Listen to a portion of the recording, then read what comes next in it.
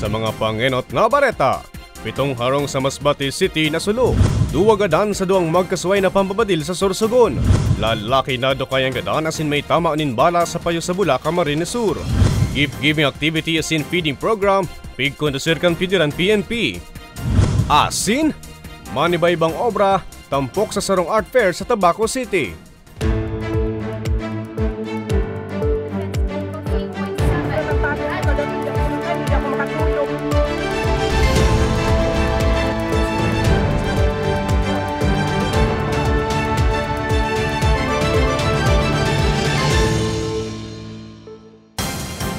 Maray na hapon, Lunes, Disyembre 18, taong 2023.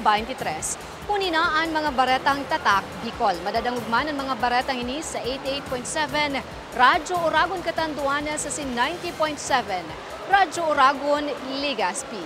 Sa detalles, 2 gadan sa 2 magkasuway na pambabadil sa Sorsogon. Investigasyon kan otoridad nagpapadagos. Detalye sa report ni Nomer Corporal. Dai na sunerte pang mabuhay ang 42 anyos na si Joseph Esperanzante matapos na pagbabadilon kang dai pa nabibistong kagibo. Sa laog mismo kang harong kaini sa Purok Iraya, Barangay Union, Gubat, Sorsogon, pasado alas 4 kasudmang maagaw Disyembre 17. Sa impormasyon, mantang nasa laog kang harong ang biktima kaibang esposa kaini. Inapod ini kan sospek na nasa luwas kang harong, alagad kang bubukasan na kain ang pintuan, pinagbabadil na ini kan sospek. Tama ning bala sa manibaybang partikan hawak ang sinapok ang biktima na naging rason sa iyang tulos na pagkagadan. Marikas naman na duminulag ang kagibo matapos ang pambabadil. Nag-atigyan tayong living partner na mga kakaigo nga ni servisyoan para sa cosmetic. Kung may kasalon siguro, apo duman sa indang kuyan, pintuan, apo ng pangaran niya na otit. Kasi pagbukas niya ng kuyan, ang pinto, doon na sa binalitabi kang dahil pa namin nagpida na suspitado. Padagos naman ang pinagigibong investigasyon kan PNP sa pangyari. Sa parehong banwaan, gadan man ang sarong lalaki kan pagbabadilon sa Barangay Manapaw. Poko mas o menos alas 11:45 ning banggi kang nakalis na semana Disyembre 14. Binisto ang biktima na si Romel Hapa, 27 anyos residente kang nasambit na barangay. Asin napag-araman na dating miyembro kang CTG na suminuko sa otoridad gunya na taon. Sigun kay Police Staff Sergeant Virgil Espinar, an investigator kang Gubat PNP, mantang nagkakaturog ang biktima sa sindang harong, kan basang na sanay ning pagbabadilon, tama ning bala sa payo ang sinapok ang biktima. Na-recover naman sa crime scene ang 2 basyo ning bala kang M16 rifle. Dugang pa ni Espinar, nagluluwas sa sendang investigasyon na ang dating kagrupo man sa nakaning CTG ang nasa likod kan pambabadil. Sa Laucan Harong, ang asawa kayo ni bagong pangaki lang, nakalawas lang sa ospital, kaya nito man na biktima kaya nag-assist sa asawa niya. Kahiping niya so akin na bago na mundag, tapos sa tunga din na doon mag-agong so aki, tapos ining biktima pinalusot lang sa bintana, so badil kang magbadil. Binadil siya. Sa payuman sa namtama, ganyan sa lang. Mientras tanto, daiman pigahali kang otoridad na pwede ser na konektado asin sarusan ang nasa likod kan magkasway na pambabadil sa sendang banwaan. Para sa mga baretang tatak Bicol, Nomer Corporal. 52 anyos na lalaki na dukayang gadan asin may tama nin bala sa payo sa Bula, Camarines Sur. Detalye sa report ni May Arango. Blanco pa sa sangunyan ang otoridad sa kung sisayo ano ang motibo sa pambabadil gadan sa sarong 52 anyos na lalaki na nadukayang gadan ka na kaaging Miyerkules, Disyembre 13 sa sayang residensya sa Zone 3 Barangay Pawili, Bula, Camarines Sur. Base sa inisyal na investigasyon, solong namumuhay sa iyang payag-payag sa nasambit na lugar ang biktima, kung sa yaon man ang pigbabantayang kaining paruyan. Nadiskubre ining mayong buhay kang bisitaon kan sa iyang tugang na iyo man ang nag-report sa kapulisan. Pero ma'am, sabi ng kapatid, nung in-interview ng investigador, wala naman daw yung nakaaway. Tama nin bala sa payo ang sinapo kang biktima na tulos kaining ikinagadan. Napag-araman man na nasa fuerang porsyon ang lugar kung sa'y nakatugdok ang payag-payag kan biktima, na saro sa mga nagpapadipisil sa investigasyon kang otoridad, hulit ang mayong nagluluwas na testigo. Naman po namin yung pamilya ng biktima na kasi ma'am, yung mismong pamilya makapagbibigay sa amin ng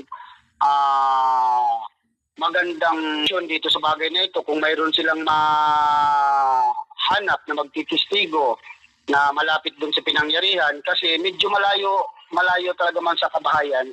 Sa presente, nagpapadagos pa ang investigasyong kampulisya sa nangyaring insidente. Mantang nakapatente naman ang bangkay kay Nisa sa indang residensya.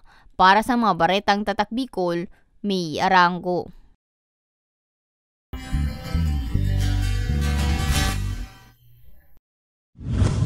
Barangay officials as in SK chairperson sa Banwaan Candaraga asin sa Kamalig Albay nagkaresibinin amay na pamasko hali sa Ako Bicol Party List.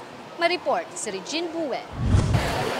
Sarong simana antes magpasko, dain nalipngan kan Ako Bicol Party List na taawaning simpleng kaugmahan magin ang mga newly as in re-elected barangay officials asin sangguni ang kabataan chairperson sa Kamalig Albay kan nakaaging Sabado. 383 na opisyalis kan Banwaan ang natawan kan Christmas giveaways kan partido. Saro sa mga nakaresibinin ham as in grocery pack si Kagawad Joan Villanueva kan Barangay Tagaytay. Malaking pasasalamat sa Ako Bicol Party List kay Kong Saliko, kay Kong Jill, kay Kong Kito. Dahil maski pa paano, yung mga barangay officials, siyempre, Pasko ngayon, nabigyan ng konting biyaya. Maugmaman si Kamalig Mayor Kaloy Baldo na perming nasa listahan kan partidoan sa iyang mga konstituentes as in kapwa lideres. Ako lang pasalamat sa Ako Bicol na natawan ini mga barangay official ta ng Christmas. Kasi syempre, the spirit of Christmas.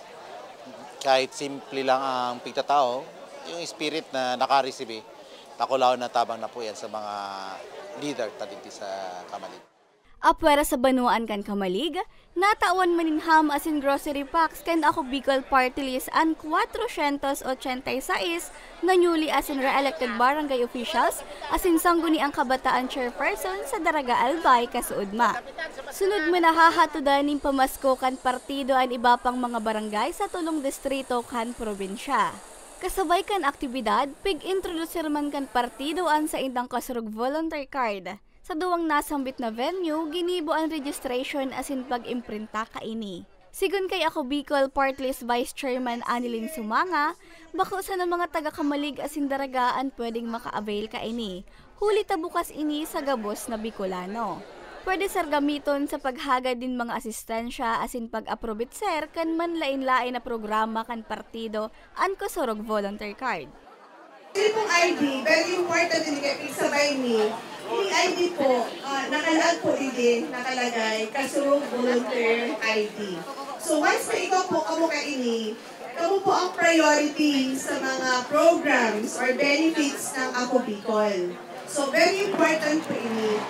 Mientras tanto, ibababa man sa barangay ang pagpaparehistro as in pag-imprintakan kasurog volunteer card nga ni mas mapadali sa mga residentes ang pagkakaigwa kaini. Salamat Kong Saldi from Barangay Nina. Thank you po Kong Saldi ko. Salamat Ako Bicol Kong Saldi. Para sa mga baratang Tatak Bicol, Regine Bue. 500 na estudyante gikan sa probinsya ni Masbate nakaresibin ng educational assistance halis sa Ako Bicol Party List as in DSWD. May istorya si Nomer Corporal. 250 kwalipikadong estudyante ang natawan ng tig 5,000 pesos sa payout kang Department of Social Welfare and Development o DSWD asin Ako Bicol Party List sa Claveria Masbate kang nakalis na Huwebes Disyembre 14. Para sa grade 12 student na si Junel Hermosa kan Barangay Poblasyon 2 kan Perong Banwaan, kagianan ng atod kang payout urog na sa mga siring niyang kapusman sa buhay. Gagamito ni Junel sa iyang pag-eskwela asin ibabakal ng mga pangangaipunindang pamilya ang naresibing asistensya. Mahirap talaga po maging mahirap po kasi minsan po wala po kayong makain at minsan po naglalaba po ako para may pambayad po sa eskwelahan po. Binipisyaryo man kan payout ang 18 anyos asin senior high school student na si Jonali Ramos kan Barangay San Jose. Tilaan ko po ini sa gastusin sa school po namon. Tapos po, ang iba po, ibibigay ko po kila mama at saka papa po. Arog ang ibang magurang, dakulang bagay man kay Nanay Maricel ang mga payout na siring kaini. Salamat po ako kasi alam ko po na ito na po yung umpisa na mabubuligan mo po siya hanggang sa makatapos po ng kolehiyo. So maraming salamat po sa Ako Bicol at na isa po ang anak ko na beneficyurahan po ng Ako Bicol sa educational assistance. An espuersos kang DSWD asin kang partido, pigpapasalamat na gayo ni Claveria Mayor Froilan Anduesa. Ang aming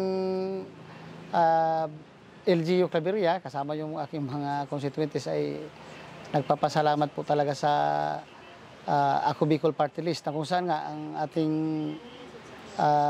representative dyan ay si Congressman Saldico. So sana Congressman Saldico, wag ka magsawa na bigyan kami ng ayuda o tulong Nakadagdag, napakalaking tulong po sa amin. Nagkaigwa maning payout sa San Pascual Masbate. 250 man na estudyante ang benepisyaryo kani. Presente sa nasambit na payout ang mismong inakan Banwaan na si Alkalde Sacarina Lazaro. Nagdagdag po ang aming mga enrollees na mga estudyante dito sa amin na bayan kasi itong eskwelahan po namin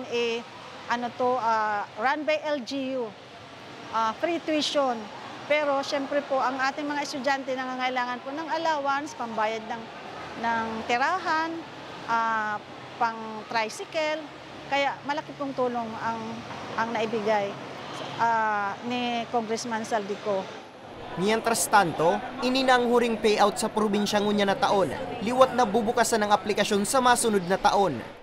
Sa mga daing nakasabay or daing mapapayout ngunyan or duman sa mga gustong mag-avail or gustong mag-apply, asahan nyo po ng Ako Bicol Party List. Mabalik kami next year, second semester 2023-2024 para magdao kay chance giraray duman sa mga daing nakatanggap or daing makakatanggap ngunyan na first semester 2023-2024.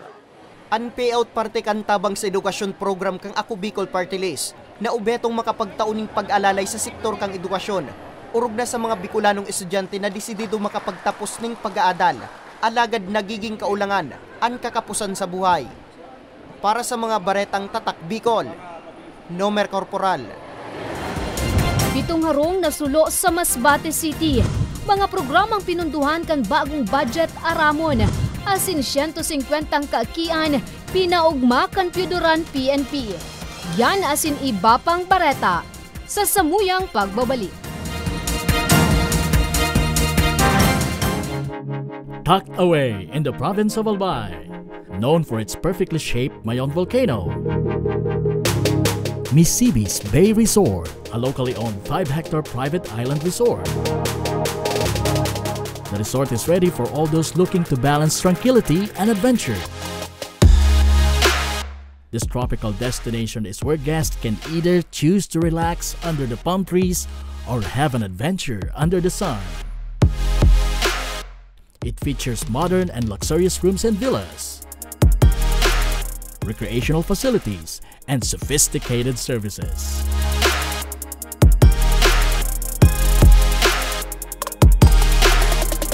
Come and experience Misibis Bay Resort, your tropical island getaway.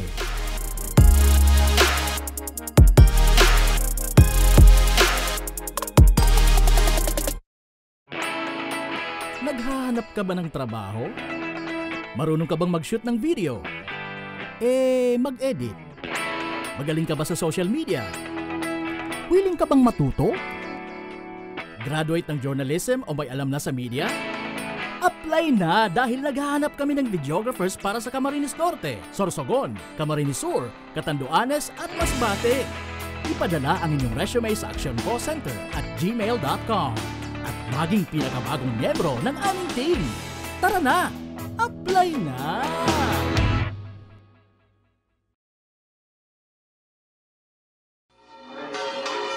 Sa tahaw kan pandemya, sa ibong kan mag-usog na bagyo, asin pag-alboruto kan bulkan, nung kanya kitang pinabayaan, sa panahon manin pagtios o kaugmahan, an mapagpadabang manto ni Inang Peña Francia, danay tang namamatean. Siring man, kan sa tuyang sadiring partido sa Kongreso, ang Ako Bicol Party List. Katabang na, kasurug pa.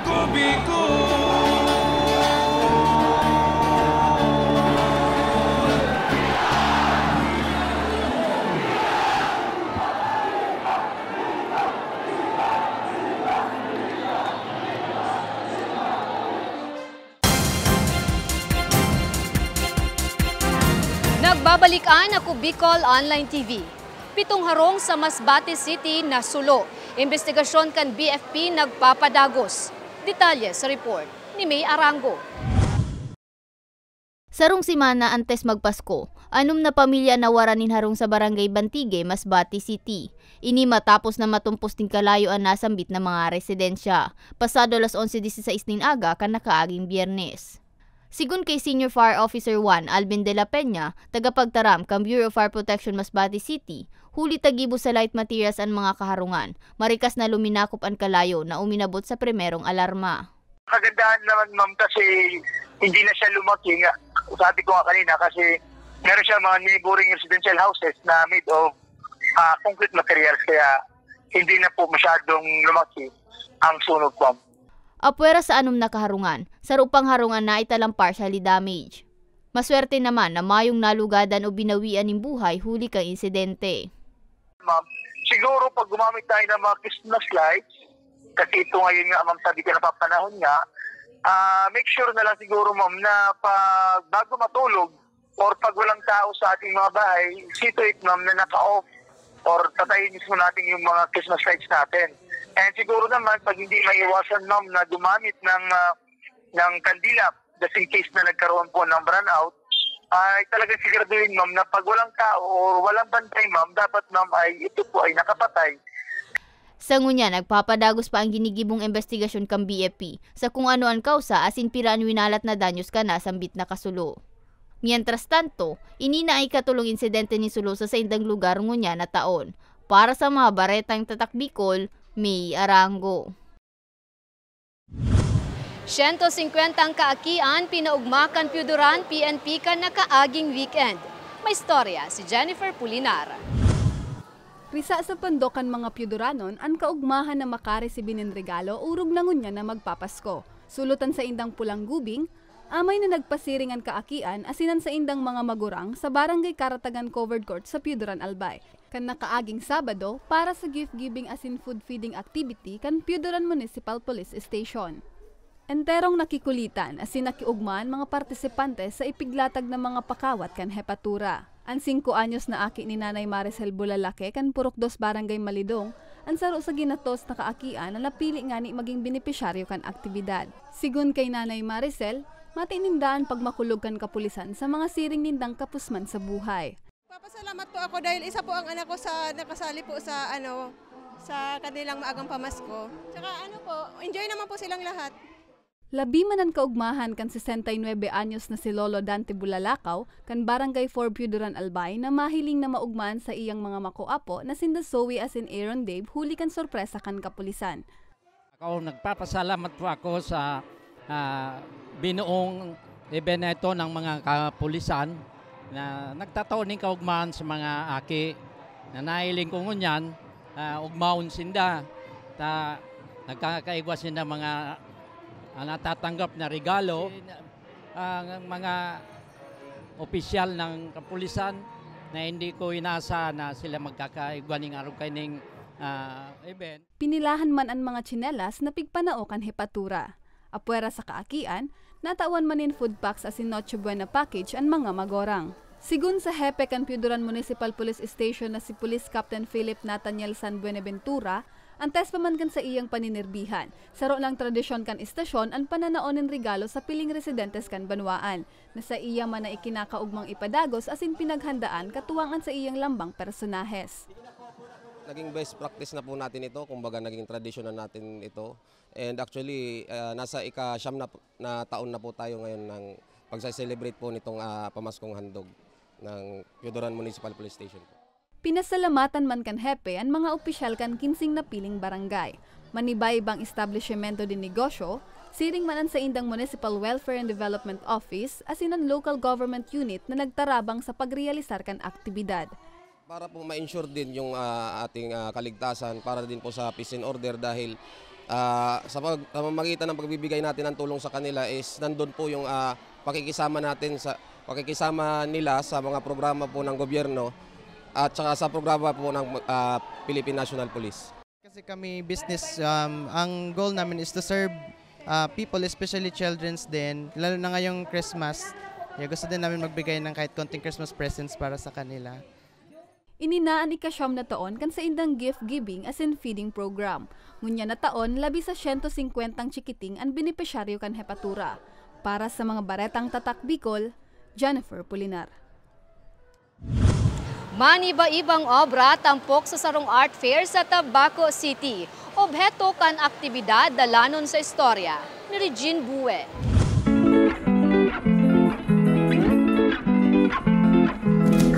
Pinahiling kan local artist sa Tabaco City ang sa indang makukulor as nagagayunan na obra sa pagkunduser na duwang aldaw ng Mad Hatters Art and Music Fair na opisyal na nagsikat kan Sabado sa Tabaco City Plaza.